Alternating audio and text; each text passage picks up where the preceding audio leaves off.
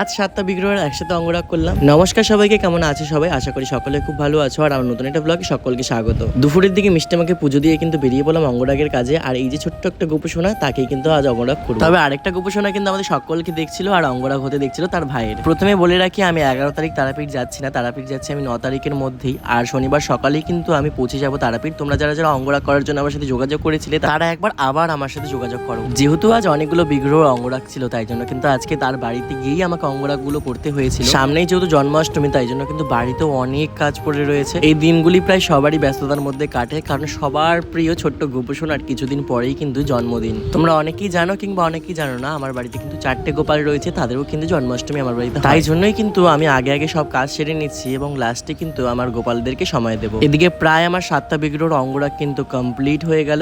আচ্ছা, আমার এই অঙ্গরাগের ভিডিওগুলো তোমাদের কেমন লাগে অবশ্যই কিন্তু কমেন্ট সেকশনে জানিও। আজকের মতন আমি এখানে শেষ করছি, দেখা হচ্ছে নেক্সট কোনো ব্লগে। সবাইকে টাটা, বাই বাই।